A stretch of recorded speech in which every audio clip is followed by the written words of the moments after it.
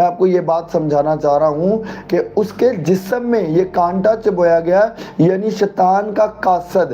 اب شیطان کا قاصد کون سا کانٹا چبوتا ہے؟ اے موت تیرا ڈنک، اور موت کا ڈنک کیا ہے؟ گناہ ہے۔ ہاللیلویہ۔ اے موت تیرا ڈنک کہاں رہا؟ یعنی گناہ مٹ گیا تو موت ختم ہو گئی۔ ہاللیلویہ۔ نافرمانی کے باعث آدم مرا۔ جس دن تو نے نافرمانی کی، جس دن تو نے کلام توڑا، جس دن تو نے خدا کو اگنور کیا، تو مرا۔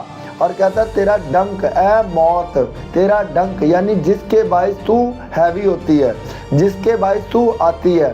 ہاللیلویہ۔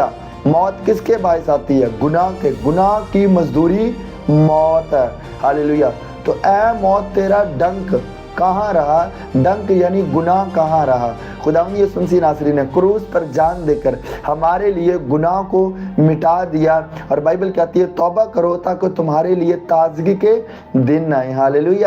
تو میں آپ کو یہاں پر کیا بات بتانا چاہتا ہوں، ڈنک، ڈنک جو ہے، جو کانٹا ہے، وہ کانٹا کیا ہے؟ گناہ ہے۔ ہاللیلویہ۔ اس کا مطلب یہاں میں آپ کو کیوں یہ بات بتا رہا ہوں، شیطان کا قاصد کیا کرتا ہے؟ وہ کانٹا چبو رہا ہے، جسم میں کیا چبو رہا ہے؟ کانٹا چبو رہا ہے، یعنی کہ گناہ کے اٹیک پال پر لا رہا ہے۔ ہاللیلویہ۔ گناہ کے اٹیک پال پر آ رہے ہیں۔ ہاللیلویہ۔